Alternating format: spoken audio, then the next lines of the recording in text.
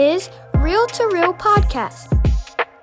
Real stories, real sports. And here's your host, Wube Gabre. Welcome to Real, and this guest is so intriguing. I've been trying to get this guest on for a long time. He's another pioneer and trailblazer. He was a first team All-American and Division III Player of the Year at Christopher Newport. He was the all-time leading scorer at the time at the school. He finished his collegiate career scoring over 2,700 points, which made him third all-time leading scorer in Division III history. He was drafted in the second round to the Golden State Warriors, making him at the time the highest ever draft pick from the NCAA Division III level. And this is my honor, man, to have on my show Mr. Lamont.Strothers. Coach, I appreciate you, man. I know you're busy. Appreciate you having me, man. Yes, sir, man. All those accolades, man. I know you lived that, and a lot of people are still trying to process the fact that you made it to the next level. We're gonna talk about that in a minute, but talk about growing up in Suffolk, man. I know you went to Forest Glen, which now is a middle school, but just talk about growing up in Suffolk, man. Suffolk was challenging, you know. I mean, any hood, quote unquote hood, you know, we didn't grow. I didn't grow up like any projects or anything like that because there wasn't many of those in Suffolk. But you know, I wouldn't say that, you know, it was so impoverished where, you know, we didn't have anything. We had some things, you know, my parents worked, my stepdad was there, my mom worked. But it was challenging, you know, because to do what we do and what we were doing, you know, African-American athletes, they were all over the city, you know, and in order to establish a name, you had to come through certain parks. Right. You know, South Suffolk is where I grew up, Marcy Park, Lake Kennedy, Saratoga, Spruce Street, you know, those, you know, Hollywood, those parks were legendary in itself because every park had somebody, you know. Right. And when you came through South Suffolk, I mean, there are numbers of guys that I can name, you know, even to my brother, you know, I read about him. You know, everybody knows. Yeah, my brother was really good. You know, he was good at that time, you know, because he was 6'3", 6'4", but you know, at that time that was big, you know, for the post in high school. You know, I just happened to develop, you know, my outside game and handles and things like that. But I mean, he was really good, and growing up in that household, you know, it was tough. And you know, people got to understand, even though that was, I mean, that was still the 70s. You know, that was, I grew up, I was born the month after Martin Luther King was assassinated. So, you know, the struggle, the civil rights struggle was still on, was still real, you know. Not until 74, 75, I think, is when they finally integrated all the schools or whatever. So you know, I mean, we started I started Holland Primary, which was, it was a diverse school, but then they moved us to East Suffolk for middle school, which was a predominantly Black school. We had one Caucasian kid that and he was just in the third grade. You know, everybody else, you know, it was because East Suffolk was the old high school, you know, and so, but it was fun though, man. I mean, it was home. You know, we had a great time. You know, I mean, we had fights, but you know, the next day we were friends. You know, we lived to see another day. You know, sure. So, and a lot of the fights was just competitive fights. You know, fights on the park. You know, playing you know, football. You know, so, but I learned a lot of lessons. You know, I learned how to work hard in Suffolk. You know, I learned, you know, how to value a dollar in Suffolk. I learned how to make a dollar in Suffolk. You know, I learned my game on the park in Suffolk, you know, so I mean, I owe a lot to Suffolk. Yeah, I mean, a lot of people, when they mention their home, it's more than just home. Like you just said, it's other attributes and traits that you learn from your hometown. So, no question. Speaking of fights, man, I read somewhere where you got into a fight and it messed up your vision, and you weren't able to play basketball and go to the military, right? Well, yeah, I was enlisted in the Army, and 30 days before before I was to leave, I got in an altercation on the park. Right. And 5 days before I was to dep out, for everybody in the military know that means to depart. But 5 days before I was to dep out, this guy was the guy I got in a fight with previously. He snuck me with a pair of brass knuckles. Wow. And in my left eye. And when I went to back up to the MEPS, which is military entry processing station, where you leave to go to your next station, when I got there, everybody I tell the story about that everybody that watched the movie Friday, when the guy pulled his glasses down, they looked like, damn. So that's how it was when I got up to the MEPS. They're like, man, what the hell? Yeah, and man. So when I got there, they sent me back. I had to go. I couldn't get on the bus. So they because it was still all bloodshot and all that, and so I had to go to an eye doctor there, and they examined the eye. They faxed it out to the Surgeon General. Surgeon General said no, he can't go in. So I got an honorable discharge before I did a day in the military. And you still had an opportunity to go to the University of Georgia after all that, but you decided not to. No, that was before. That was before. Okay. That was before. Okay. Yeah, that was before. Yeah. And but they only offered me a partial scholarship. We played in a game against him and some other legends like David Pope, God rest his soul, Clark, some guys that were former pros. And I was just 18 years old at that time, and I was working at Gwaltney's, and that was right after, because the Suffolk Invitational was always right after the Portsmouth Invitational. Right. And all the pros would come from over there that's trying to go, and that they will play in that league. And as I was 18, and I scored. I stole the ball from Coach Ross at that's the coach at Roland Ross at Christian Newport. Yeah. I stole the ball and dunked on him, and then I finished with 32. But I scored 28 of those in the second half on those pros. Wow. And so what happened was a guy nicknamed Chicken Red, who played at Elizabeth City. He's a legend down in Elizabeth City. He came and told me. He said, "Hey man, the coach for Christian Newport played on that team. You stole the ball from him. Why don't you go and introduce yourself?" And so, when I went into the locker room to meet Coach Ross, I introduced myself, and he couldn't believe that I was on 18 and hadn't been to college or anything, and he thought maybe, said, man, for you to be this player out here and haven't been to college, maybe something's wrong with it. Right. But no, it wasn't any of that. I just, I couldn't go in the military, and I was looking for a home, and when I didn't know what Christian Newport was, but I went and spoke with him, and the rest is history. Oh, it's definitely history, Coach. You got your Division III Player of the Year. You like I said, you're third all time in Division III history. You scored over 2,700 points. What was that whole college experience like for you at CNU? It was different because you're so used to being home, and so I it wasn't like now, like Christian Newport now. We didn't have any dorms, Had like what, like three buildings, like two buildings back then, Yeah, we had like 4 or 5 buildings, and but yeah, I mean, we had to stay in apartments, we had to pay rent, we had to work, we had to pay light bill, and things like that. So it made a man of you, and a good thing, like I said, the Suffolk, I was able to understand how to work and make money, get a job, and things like that. So, and then by my sophomore year, I had twins. My twins had come, and so I had to work and take care of them, and then the light bill, the phone bill, the rent. I remember coming to my apartment one day, and I went to turn the lights on, and nothing came on. I'm like, what in the world's going on? So I didn't know.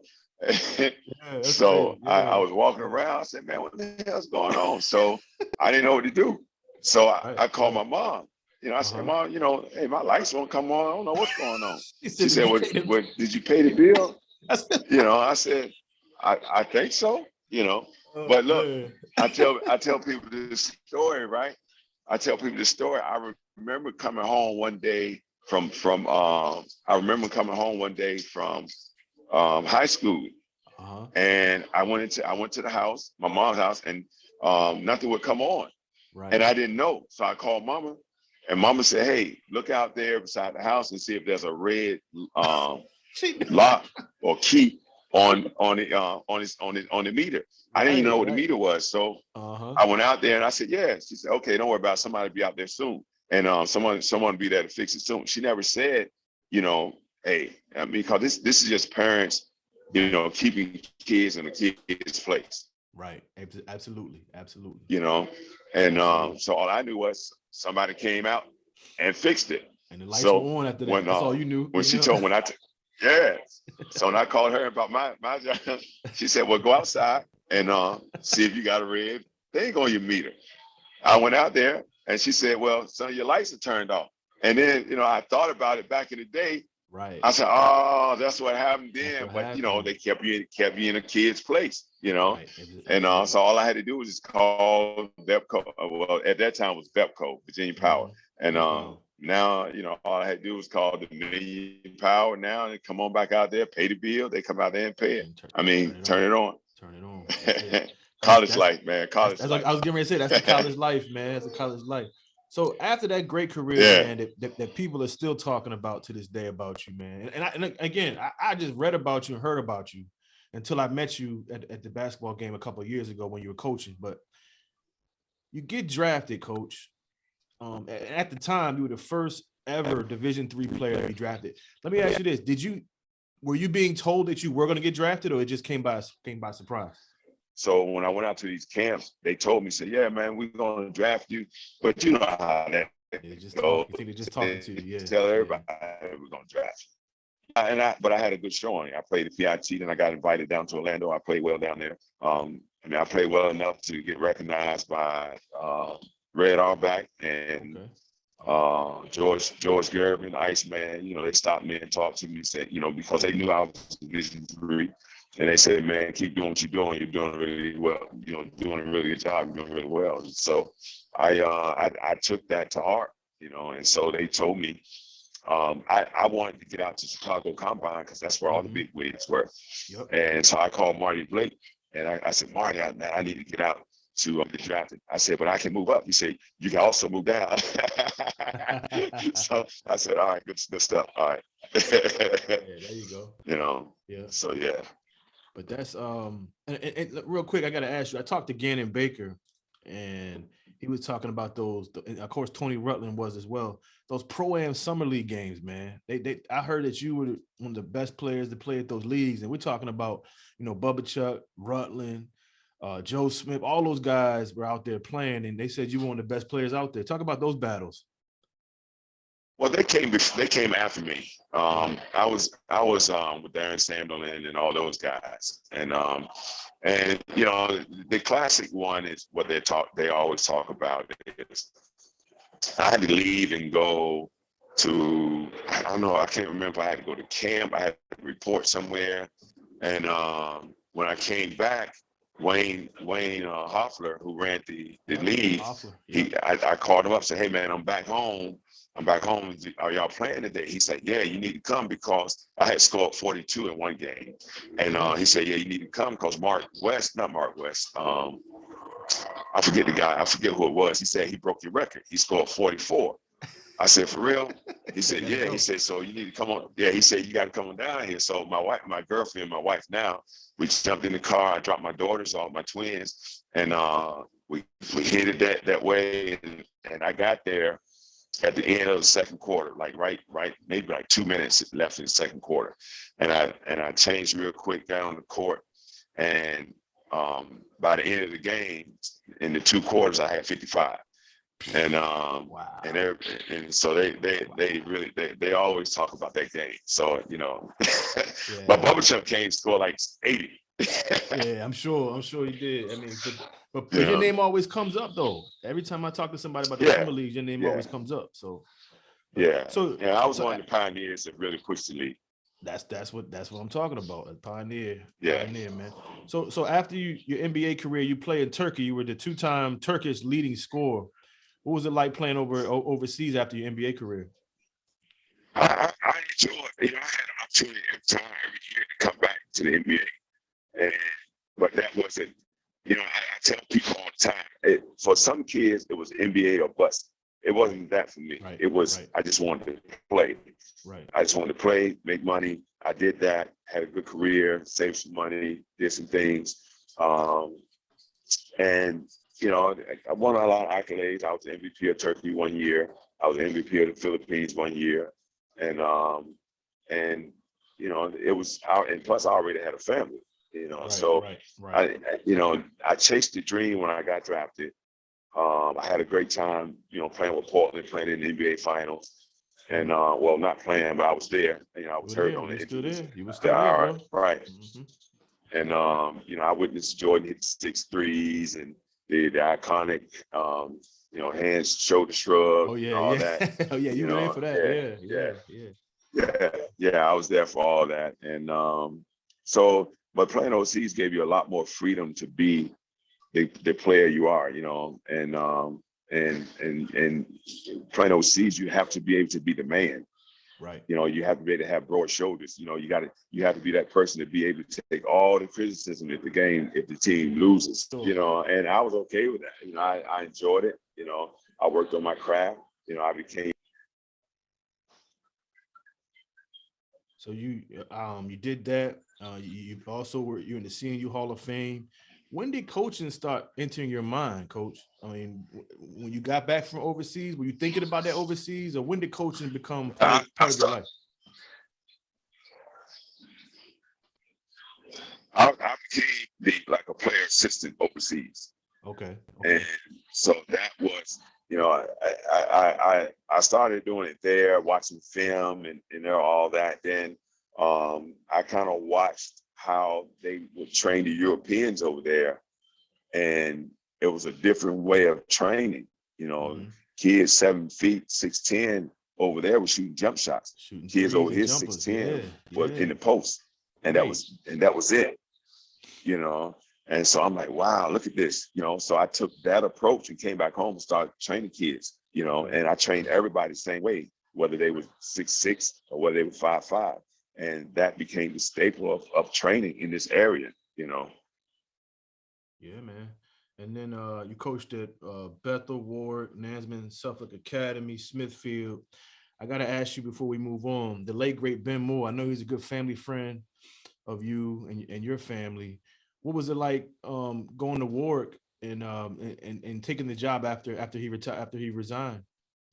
And you know, I try not to I get emotional every time somebody. So, but anyway, you know, Coach Moore did more for me than people realize, right? So when I had my twins, I wasn't working at the time. I was just living off of what you call it, work study, work study and Pell Grants and stuff like that. So there were times where I didn't get my check yet. I had to, you know, the babies need Pampers. So I used to go to Coach Moore and I say, Coach, I need, you know, at that time they were $9.99. Never forget it. And I used to go to Coach Moore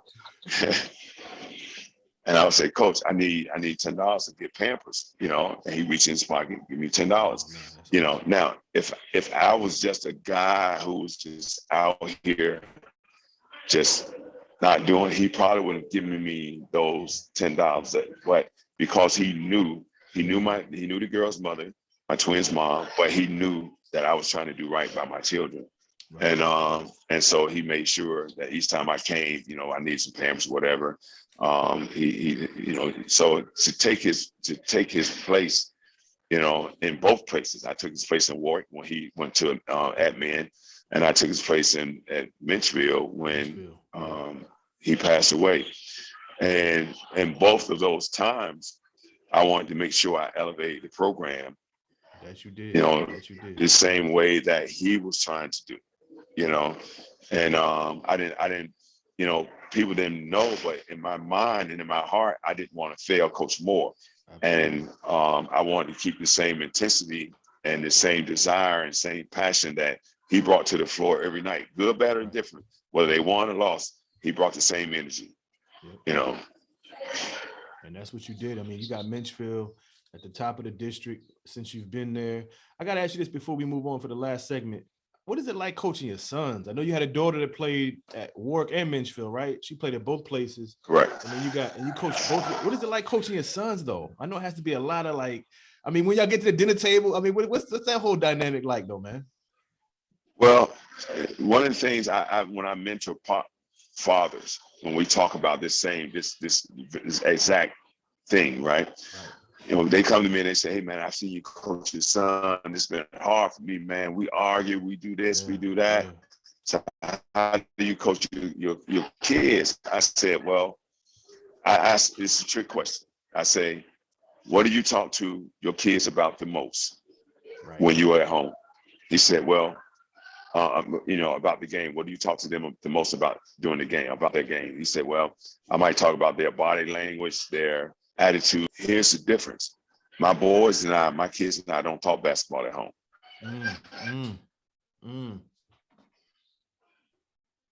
They said, "What?" I said, "We don't talk basketball at home."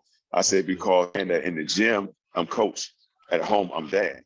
You know, and so I use it like, and I say, hey, if you work with your wife at the job and she was the boss and y'all had a horrible day on the job, when you come home, do you want to hear about the job?"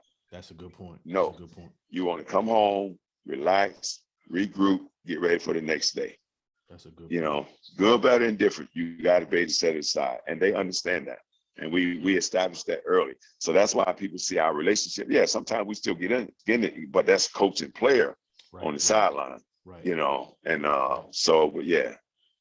But that's a good perspective, because a lot of people don't know how to differentiate that. You know what I mean? They coach you at home and on the court. Yeah, you got to separate it, man. That's awesome. All right, Coach, I'm gonna let you run. I'm gonna let you run. You got to separate. You got to separate it, Coach. Last segment, Coach, before I let you go, we call this Keeping It Real. I'm gonna throw some quick hitters at you, and the first thing that come to your mind, you answer. You got me? You ready? Oh. It's fun. It's fun though. It's fun. All right, Coach. Best player you played with or against in your whole career? Wow, that's deep. It could be high school, college, pro am, overseas, NBA, whatever. Well, I think the best guy that I played with that I can think of right now was Marquise Bragg. Okay. You know, he played with me in Turkey. Okay. We elevated that team from 14th place to 9th place. Nice. And sent them to the Courage Cup. The toughest guy, and I'm not even going to NBA. Okay. The toughest guy I could probably think of right now, offensively, is a kid named Derek Brown that played in the Philippines. Okay. Defensively, it's a guy named Steven Rogers that played over in Turkey against me. Okay. Nice. Yeah. Nice. All right, man. I'm gonna put you on the spot. Pickup game. You need 5, including yourself. Give me 4 guys you're running with. Probably Steve Artist. Oh yeah, Steve's the man. Probably my brother. Okay.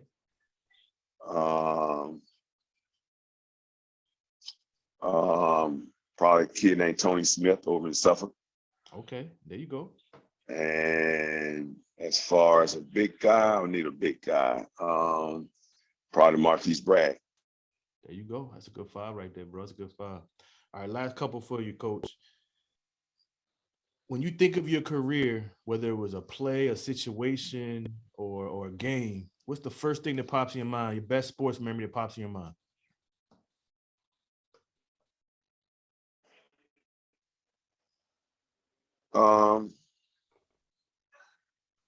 I mean, probably when I got drafted. Yep. Awesome. Yep. You know, if you're referring to it that way, probably the biggest moment ever in the history of my life is when I got drafted. Outside of my kids, for sure. It's probably when I got drafted. And you didn't realize you were making history at that time too. I mean, you were the first Division III player to be drafted at the time. I mean, I think up until like Devin George, I think it's you. Yeah, I don't know if I was the first, but I was the highest. I'm sorry. You were the highest. Correct. I'm sorry. And then Devin George he was a first round pick. You're right. All right. So last question for you, Coach. What's next for Coach? I mean, how long you gonna do this thing? You gonna stay in high school? You have aspirations to go to the next level, or what you got going on? Well, as of right now, I'm strictly a grassroots guy. You know, I coach with Boo. I help Boo 17U. I'm still at Mencvhville High School. I'm finishing my book. My book is called Bird Victories. It tells the story of, you know, these kids from Suffolk that made it. That's right. You know, and they're still making it. And That's right. you know, it kind of teaches kids how to be in charge of their own rescue. Mm-hmm. You know, and so that's what's next. You know, just trying to, you know, get the other kid in college and help get the other kids in college. Because you got your one son, Alan, who's at East Tennessee State.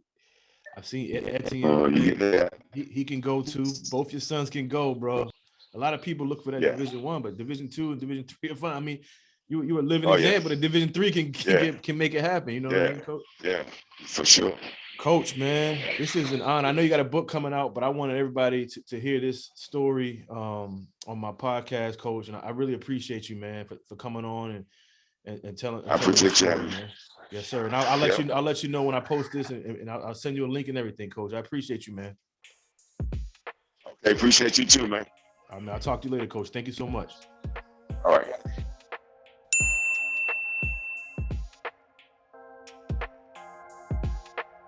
This episode is sponsored by La Vida Agency. Protect, Prepare, Plan.